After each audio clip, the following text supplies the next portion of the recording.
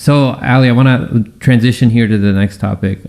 You had experience with the DSA and with Force to Vote. So you want to let us know about the experience you had?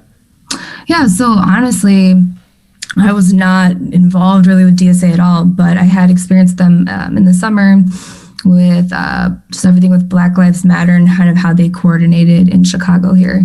So I knew a few people that were in it, and basically I just wanted to understand more why they weren't backing Force the Vote, because that's like one of their main platforms is Medicare for All.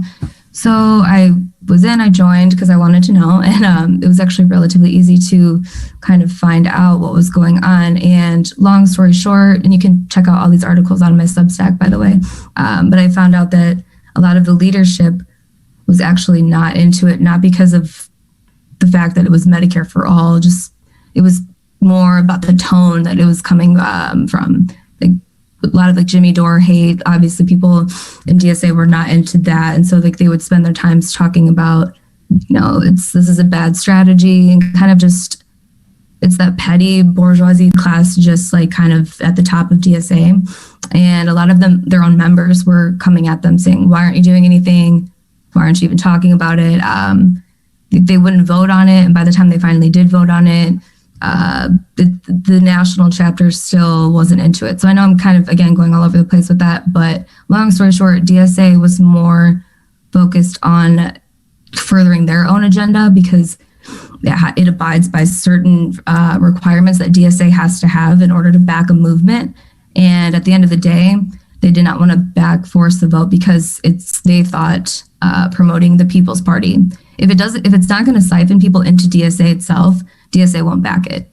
And I thought that was just pretty interesting. And I thought that, their own members should know that, like, because they didn't even know what was going on.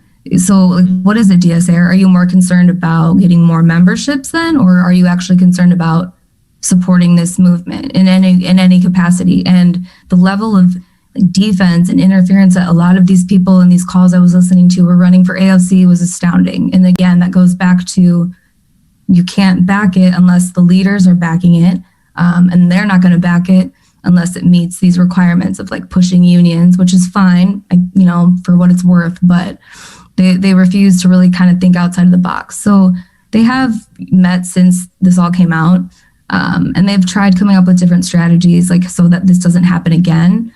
But at the end of the day, the root problem wasn't really solved, which is that unless, they cannot back a movement unless it's going to get more members for DSA. And I just think that's a really selfish way to go about it. I mean, there's so many other things I could go into, but that's just a general idea of what happened with DSA. Yeah, they need to remember it's not about them; it's about helping the people. Right. Like that's right.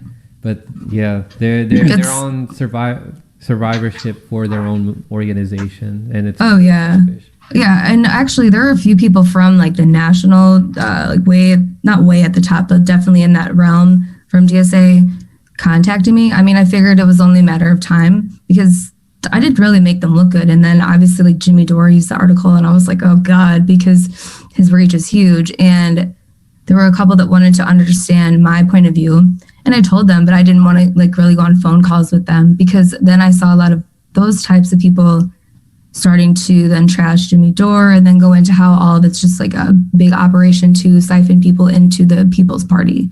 And it's like, well, once again, no one's getting help. We're arguing about, really petty things. It was just unfortunate to see like all the members that actually put in the work because DSA on a local level, they're really effective.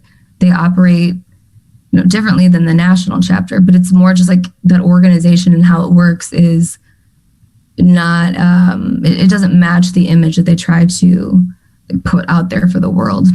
And I think that just really bothers me because it's really disingenuous. And those are the types of people like that, those top leaders that would look down on me for talking to somebody that's not, exactly in line with how they think. That's the type of person that they motivate me to do this kind of stuff because that's selfish. That's not, you really don't care about helping other people. You just want to subscribe to whatever it is that you think. You're not open to hearing other people. And that's just pretty like vapid people. I don't have any, patience for that. So I'm glad it exposed that, but I'm also happy that in a way, DSA's own members, like on a local level, did get together after this and, tried to formulate some changes. So we'll see what happens. Can I ask a question? This exposure keeps happening with the people that are in the boutique left. Like, you can't talk to those people. How do you expect to raise their consciousness? How do you expect them to understand why you are for positions if you don't talk to them? Right. And now with Forced to Vote also exposing AOC, this recent thing that happened with the Capitol and her lying about where she was, that's exposing her. But yeah, Go ahead, Pierce. I haven't talked to you about Forced to Vote. Go ahead and ask the question, and then I want to hear from you what your thoughts are on Forced to Vote.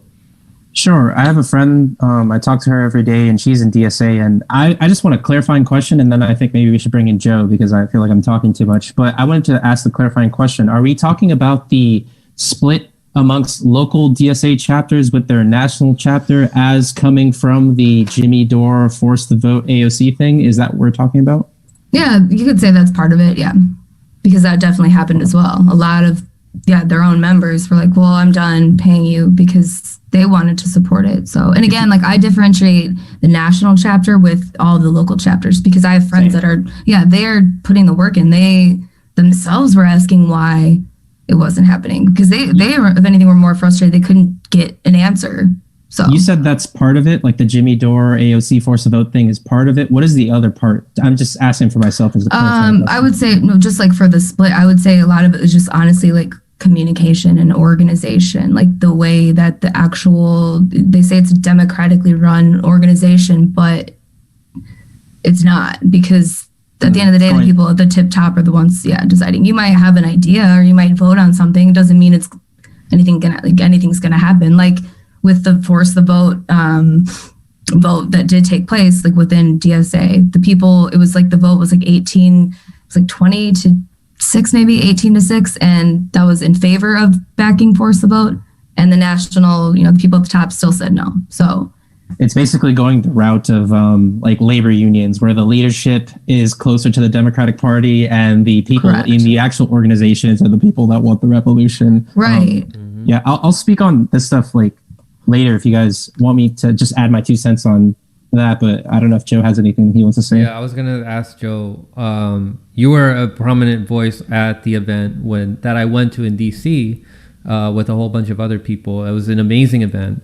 So where do you see the future of Forced to Vote? I don't see it as a loss at all, because it exposed AOC and the squad, first of all. Second of all, it shows that we are very united, and we took action to go to DC, and there was thousands of people that wished that they could have gone, but they couldn't.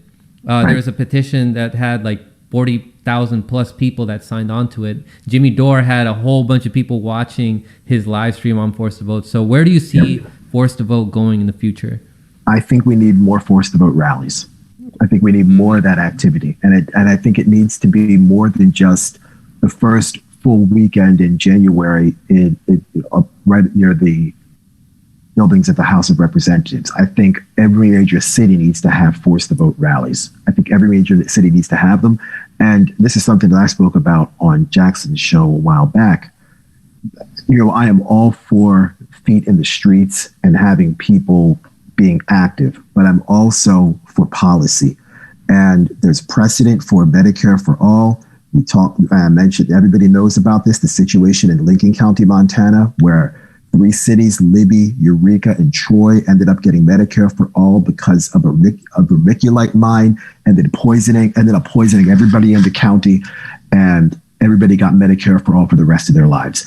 I am a firm proponent of having feet in the streets, but I also like policy to support the feet in the streets. So what I would like to see happen is not only people on the street saying, hey, force the vote, but I would also like to see our politicians trying to get Joe Biden to use Section 1881 Alpha of the Social Security Act to make sure that everybody gets Medicare for all. Now, Section 1881 Alpha of the Social Security Act basically says that everybody who has a health problem as a result of an environmental exposure gets Medicare for all. Now, it was written specifically for the people in Lincoln County, Montana, but I would certainly think it could be written. And it also in that act, it also allows for other pilot programs to be created based upon the particular situation. So right now we have an environmental hazard that's taking place in the United States. It's an airborne virus, the coronavirus. So if people in Lincoln County, Montana could go ahead and get Medicare for all, I don't understand why the rest of the United States can't get Medicare for all. And that's something that Joe Biden could do right now. He could get a pen, sign it into law. Everybody gets Medicare for all. And even if he didn't want to give everybody, he could just go ahead and say, we're just going to go ahead and cover COVID patients. But it will be silly to just cover COVID patients, because if you cover just COVID patients, you would have to cover everybody else that didn't get COVID to make sure that everybody is taken care of. So he's just better off just going ahead and giving everybody Medicare for all. And I don't want to hear, oh, well, how are we going to pay for it? Because we always figure out ways to pay for other stuff that's less important.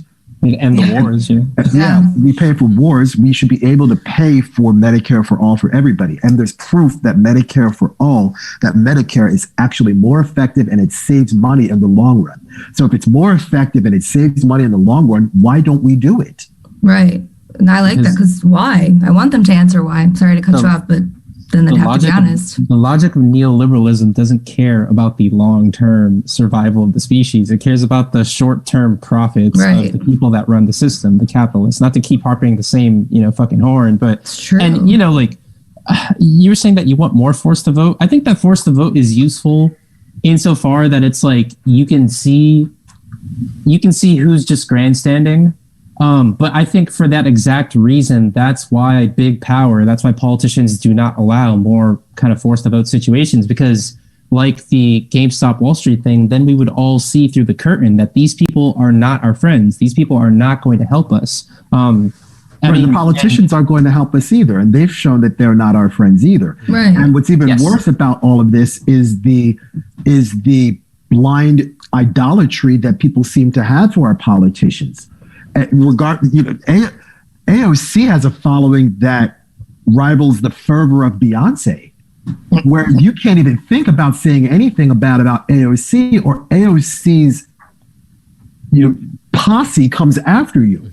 And I think people need to understand that we cannot idolize our politicians. We should not be fans of politicians, because if the politicians realize that the constituents are their fans, then the politicians will treat us like fans. And fans is short for fanatics. And we are not crazy people, the stuff that we are asking for.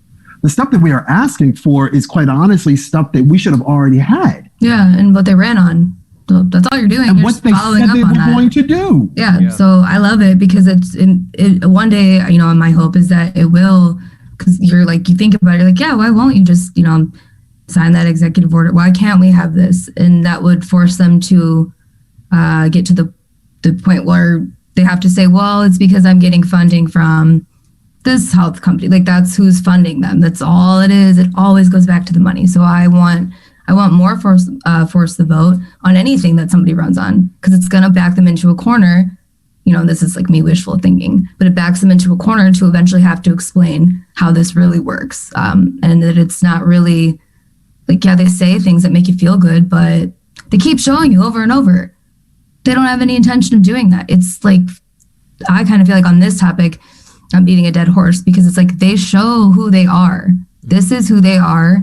A politician is going to be a politician. So, I understand a lot of people are, especially like with AOC, are having a hard time coming to terms with the squad. They lied, but because that's what a politician does. I hate to say it, but I don't look at many heroes and see politicians. So it's like you keep saying, we can't idolize them. You got to see reality for a reality. And the reality is that health insurance companies fund all kinds of campaigns. They love Nancy Pelosi. They love Joe Biden. So why in the hell would we think that they're going to just do that right away, unless they're really pressured into it? I want to add a little bit of something about the DSA thing. Just closing off, basically what you're saying is the logic that would make force the vote useful, or rather, I guess I don't want to put words in your mouth, but what I was trying to say was the logic that would make forced to vote useful is why we don't get forced to vote, which then makes it useless. But another thing that makes it useless is, like Joe was saying, like we're depending on politicians to, bring us the good things. On the DSA note, I will just say that there's an interesting book that coined the term nonprofit industrial complex, where it's basically talking about how it doesn't really matter what you name your organization. Like Democratic Socialists of America, the way that capitalism has set up, and I know I'm beating a dead horse by constantly making capitalism the bad guy, but it really is you have to set up your revolutionary, your action-oriented, your pro-people organizations in a kind of business framework inside the framework of capitalism, already hindering its effectiveness, because you have to structure your nonprofits and your non-government organizations to serve the logic of capitalism, because like these nonprofits and these NGOs and these organizations of people that want to overthrow capitalism, like DSA members want to do, it's like you're working in a system that's set up within a framework that you're trying to overthrow. Basically, what I'm trying to say is DSA is a subsystem of capitalism, capitalism being the super system of the subsystem of DSA. And you already hinder yourselves by trying to be an organization within a capitalist framework that is just there to address its contradictions. Like, that's the only reason why nonprofits and NGOs exist in the Western capitalist framework. It's because you can't monetize it. So there has to be some organization that makes everybody feel good, where it's like, well, all this bad stuff's happening because of capitalism, so let's make a nonprofit for it. Let's make an NGO for it. And let's focus on the victims of capitalism as opposed to the people that are perpetuating it. Like, like there are plenty of organizations that are, for Palestinian liberation, the NGOs and nonprofits that are associated with it are constantly looking at how those people, those Palestinians are living, how they could, make their communities flourish even better, as opposed to just looking up at power and being like, it's the IDF, it's the Israeli government that's fucking you. Like, the only thing that any NGO and nonprofit that wants Palestinian liberation should be talking about is these people are being fucked by the government and the military, and that structure needs to end. You're not supposed to, freaking talk to Palestinians about how they can bring in investment into their communities and, set up companies that draw investment from the Israeli government. Like, that's not how change happens. You're trying to make good things happen within a bad framework. Right, but and David, something that you probably don't know. One of my master's degrees is in nonprofit management. So I've actually had to study nonprofits, and there's some stuff I agree with you with, and there's some stuff that I disagree with you with. But I think a lot of nonprofits don't understand what they're actually supposed to be doing. They don't understand their mission and vision statements, and they don't. And when a lot of nonprofits, specifically NGOs, and there's a wonderful documentary you can watch about the nonprofit industrial complex. It's called Poverty Inc. Poverty Inc. And it shows you how truly ineffective a lot of these NGOs are, because in many instances, these NGOs don't have a strategic plan that, and one of my professors told me this about 4 years ago, that works themselves into redundancy. Yeah. So what happens? So what you have in the nonprofit industrial complex is you have NGOs that do just enough to keep themselves in business, but they never actually solve any problems. The whole objective to be an NGO or a nonprofit is, another professor told me this, is to do the greatest number of good for the greatest number of people. That's the whole purpose of a nonprofit. Greatest number of good to the greatest number of people. And in many... I just want to say, I love what you said, nonprofits having to keep themselves in business. You use the language of capitalism. I'm like, where's the money coming from? Is it from investment or from, donors and their organic kind of... Well, there are 9 ways that nonprofits can get capital, found through foundations, in-kind donations, fee for service, investment income. There's bequeathments, wills. There's 9 ways. I can't remember them all off the top of my head. It definitely sounds like a coupling of systems that for-profit organizations already use. Well, no, because for nonprofit, the biggest difference between nonprofits is nonprofits can't raise capital. You can't have stockholders in a nonprofit organization. Corporations can raise capital and raise capital easily. So that's the biggest difference between the two. But in terms of organizational structure, sure, there are plenty of similarities between for-profit businesses and nonprofits. There's plenty of similarities, but the major difference between the two, other than the profit-driven aspect of it, is what I just said a couple of seconds ago. But in many instances, these nonprofit organizations don't have a strategic plan to work into redundancy. So their goals, like you said, David, a couple of minutes ago, for example, with Israel, their goals are relatively short-sighted. They're looking at treating the illness and not looking at the symptoms. So that's and we see, and quite honestly, their governments are nonprofits. And I think a lot of people don't always understand that. Governments are nonprofits. The major difference between a government and a nonprofit is a private institution that serves the public. The government is a public institution that serves the public. So, Joe, do you mean that they're too focused on the symptom instead of looking at the entire illness? That's exactly my point, Frank. That's exactly my point. And that's when you watch Poverty Inc., you'll realize, man, you know what? There's a lot of these NGOs that are just hanging around. And let's say they'll go to Haiti, for example, or you'll go to the Central African Republic, or you'll go to Asmara, Eritrea, or Addis Ababa, Ethiopia, or you'll go to the Kakuma refugee camp in northwestern Kenya. And the same people that were there 30 years ago had come back now, and they're doing the same stuff they did 30 years later. Yeah, and it's like, wait a minute, better. It's like if you were interested in actually solving the problem, you would come up with a solution in your SMART goals and your strategic plan to actually fix the problem, rather than keep the problem going enough so you have a job. Yeah, If Tony watches closely, thank you so much for the tip, brother. Prime example of that, Joe, yes, sir. Pierce and Ali, is the Sunrise Movement, right? And how they've been like these NGOs are co-opted. What has the Sunrise Movement done like efficiently to try to? Yeah, go ahead. Oh no, I was gonna say actually it would be interesting to hear you debate a friend of mine, Jose. So.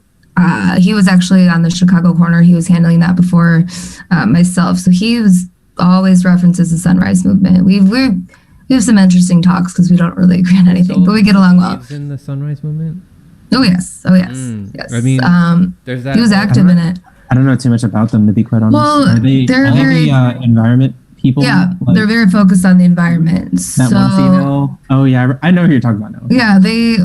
I mean, then again, this is nothing against the people in it, et cetera, et cetera. It's just like the strategy. How do I tie this back? Pretty much think about how quickly they organized, and think about again their poster girl AOC bringing up the Green New Deal.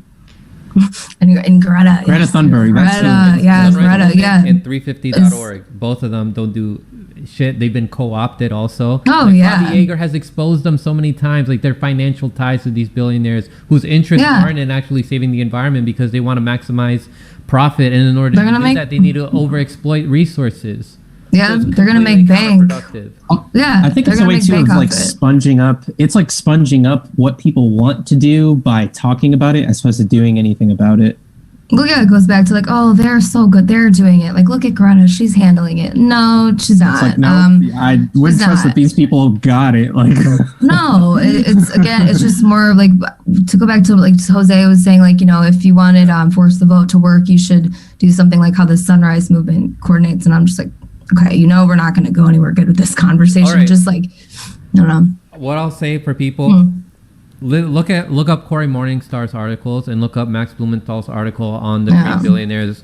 I forgot the exact name of it, but he was exposing Naomi Klein, Josh Fox, Bill McKibben, exposing all these fake environmental activists and how they have close ties to these billionaires. Yeah, and they would be out of business if they actually solved the problem of climate change. If they're actually doing anything to combat the environmental destruction that's happening. Like there's climate change, and then there's also environmental destruction. Yes.